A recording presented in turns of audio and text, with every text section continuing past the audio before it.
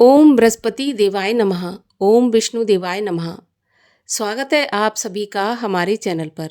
आज के इस वीडियो में हम आपको सुनाएंगे बृहस्पतिवार के व्रत की कथा, जिसको सुनने मात्र से ही सभी प्रकार के कष्ट दूर होते हैं, धन धान्य की प्राप्ति होती है, सुख सौभाग्य में वृद्धि होती है। तो अगर व्रत नहीं भी रख सकते तो भी कथा तो अवश्य सुननी चाहिए। कथा सुनने से ही सभी प्रकार की कामनाएं पूर्ण होती हैं। तो अगर कथा आपको पसंद आए तो वीडियो को लाइक करके शेयर करिए और सभी प्रकार की व्रत कथाएं सुनने के लिए और हमसे जुड़े रहने के लिए आपको केवल हमारे चैनल को सब्सक्राइब करके बेल आइकन पर क्लिक करना है। और अगर कथा पसंद आए तो लाइक अवश्य करिएगा। आपके लाइक से पता चलता है आपको हमारा वीडियो पसंद आया। तो चलिए शुरू करते हैं बृहस्पतिवार के व्रत की कथा। प्राचीन समय की बात है। भारत में एक राजा राज्य करता था। वह बड़ा प्रतापी और दानी था। वह नित्य प्रति मंदिर में भगवत दर्शन करने जाता था। ब्राह्मण और गुरु की सेवा किया करता था। उसके द्वार से कोई भी याचक निराश होकर नहीं लौटता था। प्रत्येक गुरुवार को व्रत रखता एवं पूजन करता था। हर दिन गरीबों की सहायता करता था। परंतु ये सब बातें उसकी रानी को अच्छी नहीं लगती थी। वह ना व्रत करती और ना किसी को एक भी पैसा दान में देती थी और राजा से भी ऐसा करने को मना किया करती थी। एक समय की बात है। राजा शिकार खेलने वन को चले गए। घर पर रानी और दासी थीं।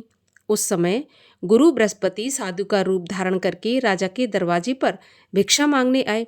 साधु ने रानी से भिक्षा मांगी तो वह कहने लगी, हे साधु महाराज, मैं इस दान पुण्य से तंग आ गई हूँ। इस कार्य के लिए तो मेरे पति देवी बहुत हैं। अब आप ऐसी कृपा करें कि सारा धन नष्ट हो जाए और मैं आराम से रह सकूं।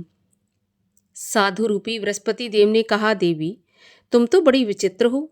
संतान और धन से कोई दुखी नहीं होता, इसको सभी चाहते हैं।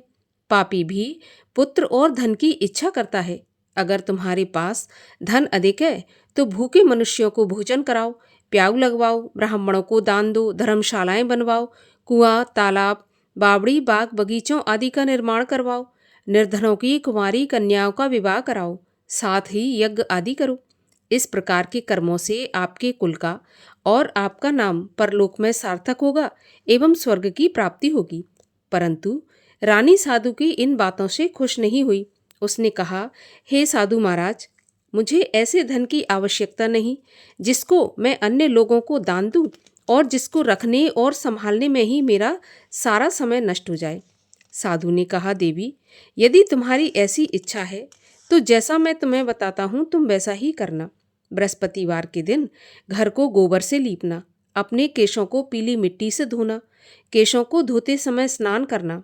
राजा से कहना वह हजामत करवाए। भोजन में मांस मदिरा खाना, कपड़ा धोबी के यहाँ धुलने डालना। इस प्रकार 7 बृहस्पतिवार करने से तुम्हारा सारा धन नष्ट हो जाएगा। ऐसा कहकर साधु महाराज रूपी बृहस्पति देव अंतर्ध्यान हो गए। रानी ने साधु के कहने के अनुसार 7 बृहस्पतिवार वैसा ही करने का विचार किया। साधु के बताए अनुसार करते हुए केवल 3 बृहस्पतिवार ही बीते थे कि उसकी समस्त धन संपत्ति नष्ट हो गई। भोजन के लिए दोनों समय परिवार तरसने लगा, सांसारिक भोगों से दुखी रहने लगा। तब वह राजा रानी से कहने लगा कि हे रानी, तुम यहाँ पर रहो, मैं दूसरे देश में जाता हूँ, क्योंकि यहाँ पर मुझे सभी मनुष्य जानते हैं, इसलिए मैं यहाँ पर कोई कार्य भी नहीं कर सकता। ऐसा कहकर राजा परदेश चला गया। वहाँ जंगल से लकड़ी काट कर लाता और शहर में बेचता। इस तरह जीवन व्यतीत करने लगा। इधर राजा के बिना रानी और दासियां दुखी रहने लगीं। किसी दिन भोजन मिलता और किसी दिन जल पीकर ही रह जाती। एक समय रानी और दासियों को 7 दिन बिना भोजन के व्यतीत हो गए तो रानी ने अपनी दासी से कहा, दासी, यहाँ पास के नगर में मेरी बहन रहती है, वह बहुत धनवान है। तू उसके पास जा और वहाँ से 5 सेर बेझर मांग कर ले आ, जिससे कुछ समय के लिए गुजर हो जाएगी। दासी रानी की बहन के पास गई। रानी की बहन उस समय पूजा कर रही थी। बृहस्पतिवार का दिन था। दासी ने रानी की बहन से कहा, रानी जी, मुझे आपकी बहन ने भेजा है, मुझे 5 सेर बेजर दे दो। दासी ने ये बात अनेक बार कही, परंतु रानी की बहन ने कोई उत्तर नहीं दिया। क्योंकि वह उस समय बृहस्पतिवार की कथा सुन रही थी। जब दासी को रानी की बहन से कोई उत्तर नहीं मिला तो वह बहुत दुखी हुई और उसे क्रोध भी आया। वह लौटकर रानी से बोली, रानी, आपकी बहन तो बहुत ही धनी स्त्री है, छोटे लोगों से तो बात भी नहीं करती। मैंने उससे कहा तो उसने मुझे कोई उत्तर नहीं दिया। मैं वापस चली आई। रानी बोली, दासी, इसमें उसका कोई दोष नहीं है। जब बुरे दिन आते हैं तब कोई सहारा नहीं देता। अच्छे बुरे का पता विपत्ति में ही लगता है। अब तो जो ईश्वर की इच्छा होगी वही होगा। ये सब तो हमारे भाग्य का दोष है। उधर रानी की बहन ने सोचा कि मेरी बहन की दासी आई थी परंतु मैं उससे नहीं बोली, इससे वह बहुत दुखी हुई होगी। कथा सुनकर विष्णु भगवान का पूजन समाप्त करके वह अपनी बहन के घर आई और कहने लगी, बहन, मैं बृहस्पतिवार का व्रत कर रही थी, तुम्हारी दासी गई, परंतु जब तक कथा होती है तब तक ना उठते हैं और ना बोलते हैं, इसलिए मैं नहीं बोली। कहो दासी, क्यों गई थी? तो रानी बोली, बहन, हमारे घर पर अनाज नहीं था। वैसे तुमसे कोई बात छुपी नहीं है, इस कारण मैंने दासी को तुम्हारे पास 5 सेर बेजल लेने के लिए भेजा था। रानी की बहन बोली, बहन देखो, बृहस्पति भगवान सबकी मनोकामना पूरी करते हैं। देखो, शायद तुम्हारे घर में अनाज रखा हो। ऐसा सुनकर दासी घर के अंदर गई तो वहाँ पर उसे एक घड़ा बेझर का भरा मिल गया। तो उसे बड़ी हैरानी हुई क्योंकि उसने एक एक बर्तन देख लिया था। उसने बाहर आकर रानी को बताया। दासी अपनी रानी से कहने लगी, रानी देखो, वैसे जब हमको अन्न नहीं मिलता तो हम रोज ही व्रत करते हैं। अगर इनसे व्रत की विधि और कथा पूछ ली जाए तो उसे हम भी किया करेंगे। दासी के कहने पर रानी ने अपनी बहन से बृहस्पतिवार व्रत के बारे में पूछा तो उसकी बहन ने बताया, बृहस्पतिवार के व्रत में चने की दाल और मुनक्का से विष्णु भगवान का केले की जड़ में पूजन करें और दीपक जलाएं, पीला भोजन करें तथा कथा सुनें। इस प्रकार करने से गुरु भगवान प्रसन्न होते हैं, अन्न, पुत्र, धन देते हैं और सभी मनोकामना पूर्ण करते हैं। व्रत और पूजन की विधि बताकर रानी की बहन अपने घर लौट आई। रानी और दासी दोनों ने निश्चय किया कि बृहस्पति देव भगवान का पूजन अवश्य करेंगे। 7 रोज के बाद जब बृहस्पतिवार आया तो उन्होंने व्रत रखा। घुड़साल में जाकर चना और गुड़ बीन लाई तथा उसकी दाल से केले की जड़ तथा विष्णु भगवान का पूजन किया। अब पीला भोजन कहाँ से आए? दोनों बड़ी दुखी हुई, परंतु उन्होंने व्रत किया था, इस कारण बृहस्पति भगवान प्रसन्न थे। एक साधारण व्यक्ति के रूप में वे 2 थालों में सुंदर पीला भोजन लेकर आए और दासी को देकर बोले, दासी, यह भोजन तुम्हारे और रानी के लिए है, तुम दोनों भोजन करना। दासी भोजन पाकर बड़ी प्रसन्न हुई और रानी से बोली, रानी जी, भोजन कर लो। रानी को भोजन आने के बारे में कुछ पता नहीं था, इसलिए वह दासी से बोली, जा तू ही भोजन कर, क्योंकि तू हमारी व्यर्थ में हंसी उड़ाती है। तो दासी बोली, एक व्यक्ति भोजन दे गया है। रानी कहने लगी, वह भोजन तेरे लिए दे गया है तो तू ही भोजन कर। दासी ने कहा, वह व्यक्ति हम दोनों के लिए 2 थालों में भोजन देकर गया है, इसलिए मैं और आप दोनों ही साथ साथ भोजन करेंगी। दोनों ने गुरु भगवान को नमस्कार करके भोजन प्रारंभ किया। उसके बाद वे प्रत्येक बृहस्पतिवार को गुरु भगवान का व्रत और पूजन करने लगी। बृहस्पति भगवान की कृपा से उनके पास धन हो गया, परंतु रानी फिर पहले की तरह से आलस करने लगी। तब दासी बोली, देखो रानी, तुम पहले भी इस प्रकार आलस करती थी, तुम्हें धन के रखने में कष्ट होता था, इस कारण सभी धन नष्ट हो गया। अब गुरु भगवान की कृपा से धन मिला है तो फिर तुम्हें आलस होता है। बड़ी मुसीबतों के बाद हमने ये धन पाया है, इसलिए हमें दान पुण्य करना चाहिए। भूखे मनुष्यों को भोजन कराओ, प्याऊ लगवाओ, ब्राह्मणों को दान दो, कुआं, तालाब, बावड़ी आदि का निर्माण करवाओ, मंदिर, पाठशाला बनवाकर दान दो, कुंवारी कन्याओं का विवाह करवाओ। धन को शुभ कार्यों में खर्च करो, जिससे तुम्हारे कुल का यश बढ़े और स्वर्ग प्राप्त हो तथा पितृ प्रसन्न हो। दासी की बात मानकर रानी इसी प्रकार के कर्म करने प्रारंभ कर दिए। उसका काफी यश फैलने लगा। एक दिन रानी और दासी आपस में विचार करने लगीं कि ना जाने राजा किस दशा में होंगे, उनकी कोई खोज खबर नहीं है।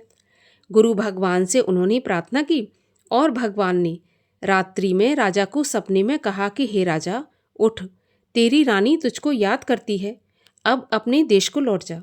राजा प्रातःकाल उठा। वह विचार करने लगा कि स्त्री जाति खाने और पहनने की ही साथी होती है, पर भगवान की आज्ञा मानकर वह अपने नगर को चलने के लिए तैयार हुआ। जब राजा परदेश गया तो परदेश में बहुत दुखी रहने लगा था।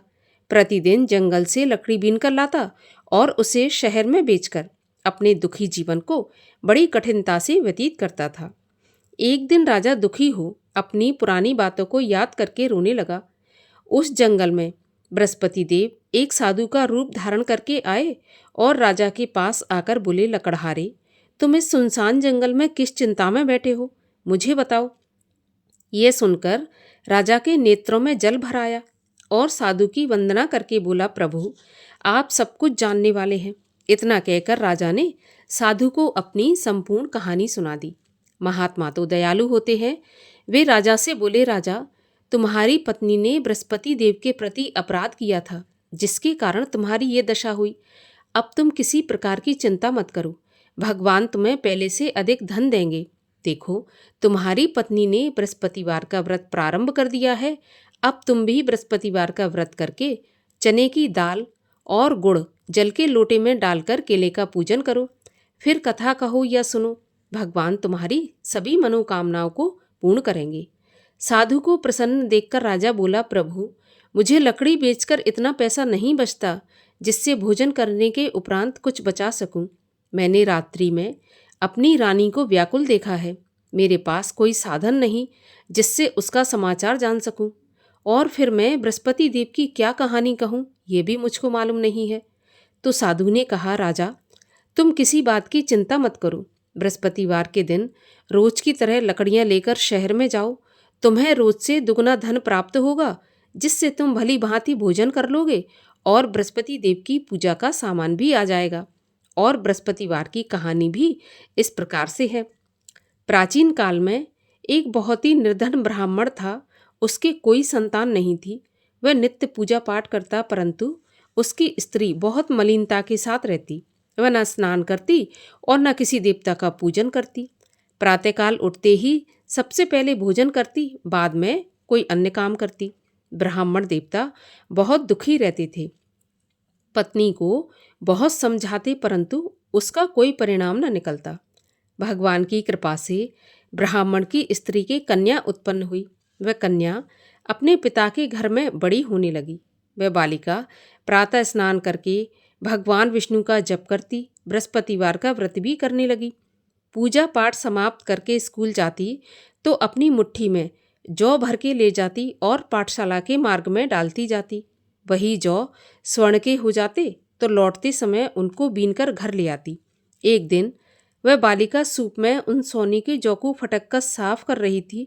तभी उसकी माँ ने देख लिया और कहा, बेटी, सोने के जौ को फटकने के लिए सोने का सूप होना चाहिए। दूसरे दिन गुरुवार था।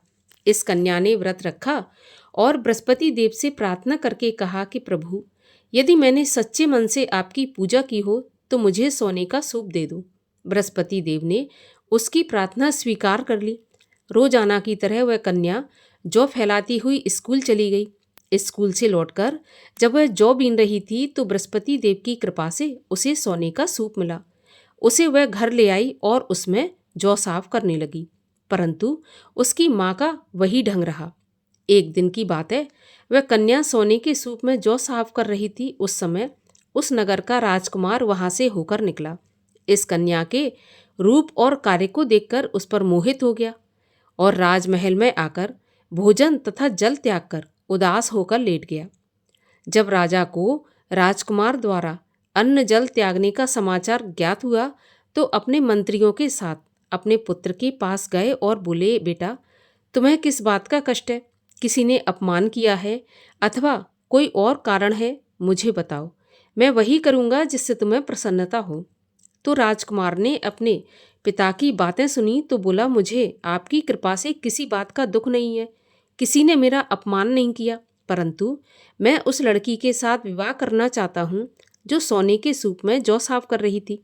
यह सुनकर राजा आश्चर्य में पड़ गया और बोला, बेटा, इस तरह की कन्या का पता तुम ही लगाओ, मैं उसके साथ तुम्हारा विवाह अवश्य करवा दूंगा।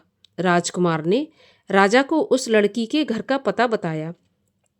मंत्री उस लड़की के घर गया और राजा का आदेश ब्राह्मण को सुनाया। कुछ ही दिन के बाद ब्राह्मण की कन्या का विवाह राजकुमार के साथ संपन्न हो गया। कन्या के घर से जाते ही उस ब्राह्मण देवता के घर में पहले की भांति गरीबी का निवास हो गया। अब भोजन के लिए भी अन्न बड़ी मुश्किल से मिलता था। एक दिन दुखी होकर ब्राह्मण देवता अपनी पुत्री से मिलने गए।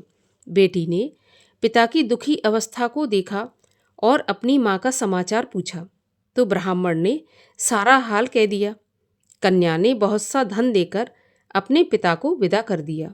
इस तरह ब्राह्मण का कुछ समय सुखपूर्वक व्यतीत हो गया, लेकिन कुछ दिन के बाद फिर वही हाल हो गया। ब्राह्मण फिर अपनी कन्या के यहाँ गया और सभी हाल कहा तो पुत्री बोली, पिताजी, आप माताजी को यहाँ लिवा लाओ, मैं उन्हें विधि बता दूंगी जिससे गरीबी दूर हो जाएगी। ब्राह्मण देवता अपनी स्त्री को साथ लेकर राजमहल अपनी पुत्री के पास पहुँचे तो पुत्री अपनी माँ को समझाने लगी, माँ, तुम प्रातःकाल उठकर प्रथम स्नान आदि करके विष्णु भगवान का पूजन करो तो सब दरिद्रता दूर हो जाएगी। परंतु उसकी माँ ने उसकी एक भी बात नहीं मानी। वह प्रातःकाल उठकर अपनी पुत्री का बचा जूठन खा लेती थी। एक दिन उसकी पुत्री को बहुत गुस्सा आया। उसने एक रात को कोठरी से सारा सामान निकाल दिया और अपनी माँ को उसमें बंद कर दिया। प्रातःकाल उसमें से उसे निकाला और स्नान आदि करा के पूजा पाठ करवाया तो उसकी माँ की बुद्धि ठीक हो गई।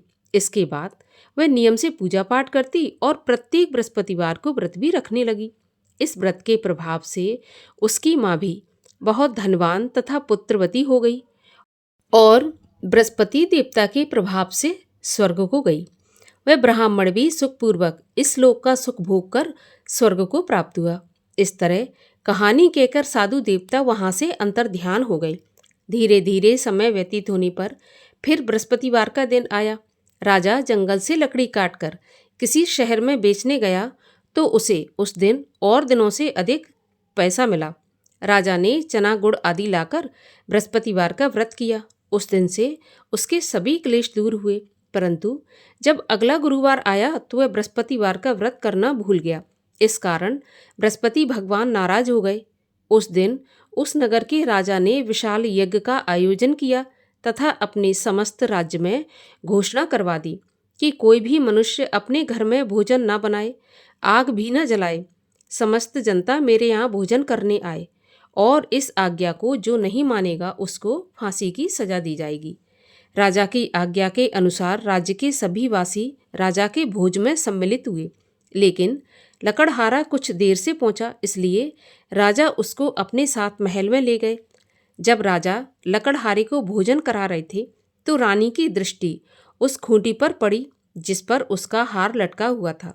उसे हार खूंटी पर लटका दिखाई नहीं दिया।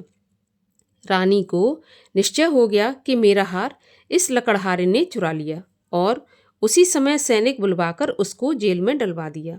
जब लकड़हारा जेल खाने में गया तो बहुत दुखी होकर विचार करने लगा कि न जाने कौन से पूर्व जन्म के कर्म से मुझे यह दुख प्राप्त हुआ है, और उसी साधु को याद करने लगा जो कि जंगल में मिला था।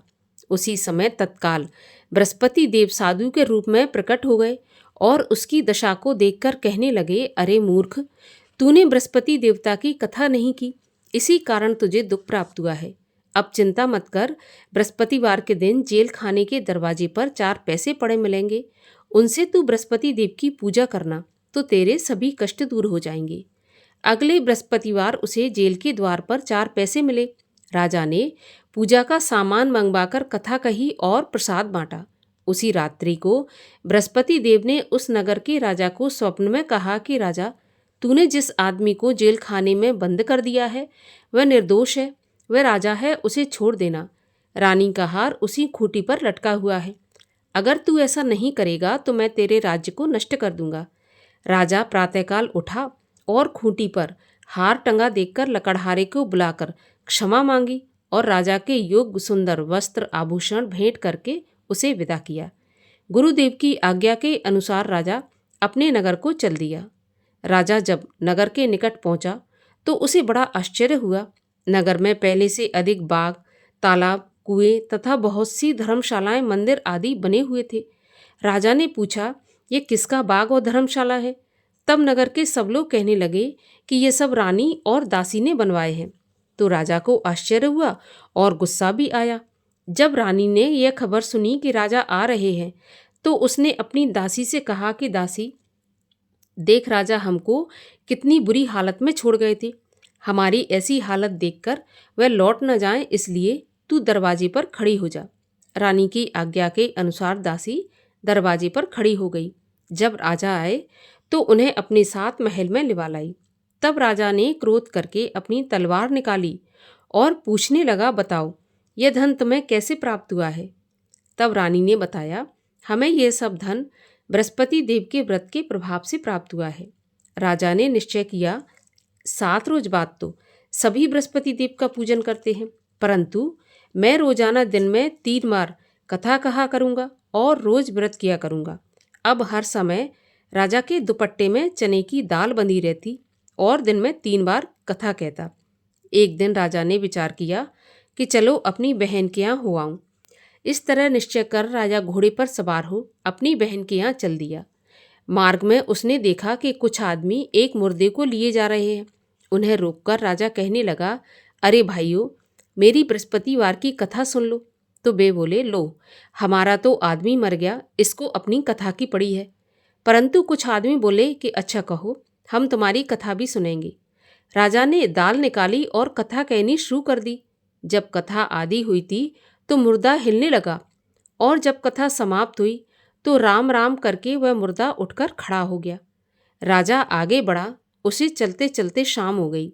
आगे मार्ग में उसे एक किसान खेत में हल चलाता मिला। राजा उससे बोला, अरे भैया, तुम मेरी बृहस्पतिवार की कथा सुन लो। तो किसान बोला, जब तक मैं तेरी कथा सुनूंगा तब तक 4 हरैया जोत लूंगा। जा अपनी कथा किसी और को सुनाना। राजा आगे चलने लगा। राजा के हटते ही बैल पछाड़ खाकर गिर गए और किसान के पेट में बहुत जोर से दर्द होने लगा। उसी समय किसान की पत्नी रोटी लेकर आई।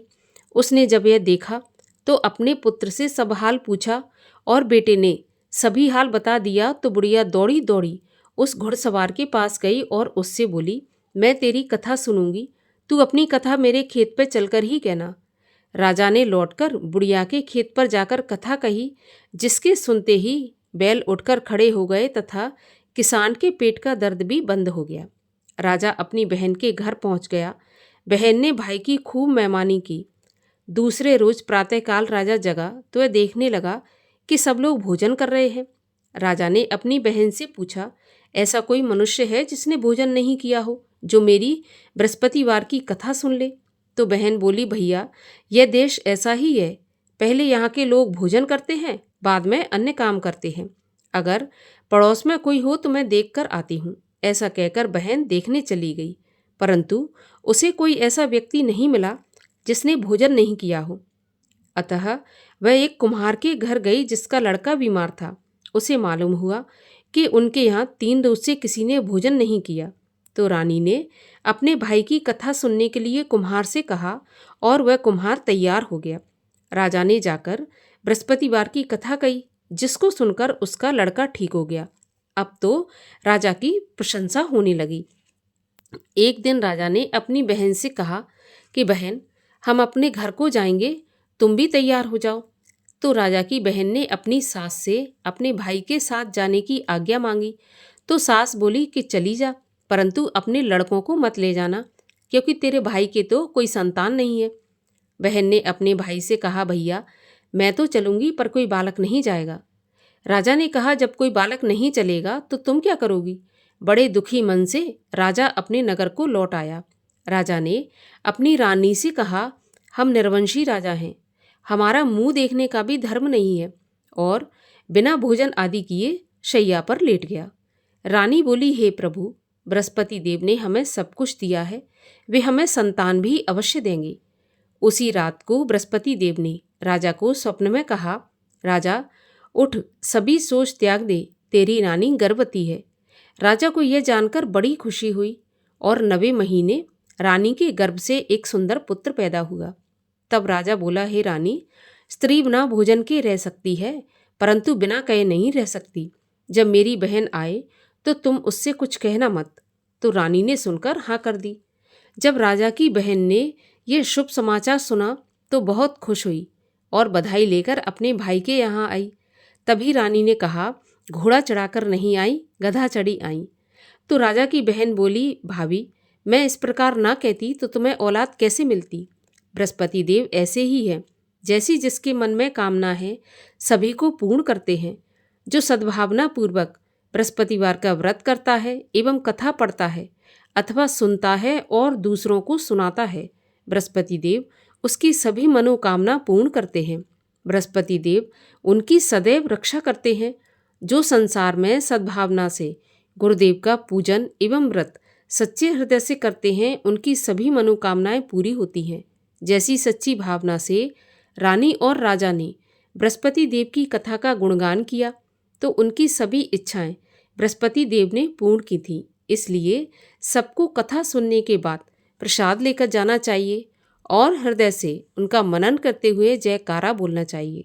बोलिए बृहस्पति भगवान की जय। और आइए अब करें बृहस्पति देव की आरती। ओम जय बृहस्पति देवा, स्वामी जय बृहस्पति देवा।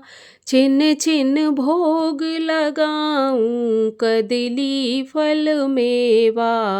ओम जय बृहस्पति देवा।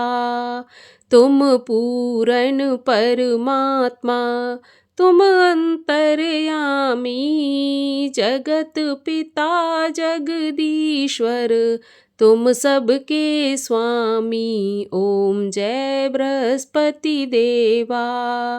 चरणामृत निज निर्मल, सब पातक हरता, सकल मनोरथ दायक, कृपा करो भरता। ओम जय बृहस्पति देवा। तन मन धन अर्पण कर, जो जन शरण पड़े, प्रभु प्रकट तब होकर, आकर द्वार खड़े। ओम जय बृहस्पति देवा। दीन दयाल दयानिधि, भक्तन हितकारी, पाप दोष सब हरता, भव बंधन हारी। ओम जय बृहस्पति देवा। सकल मनोरथ दायक, सब संशय हारो, विषय विकार मिटाओ, संतन सुखकारी। ओम जय बृहस्पति देवा।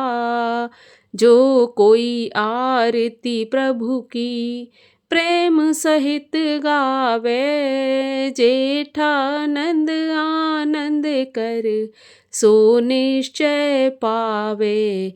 ओम जय बृहस्पति देवा।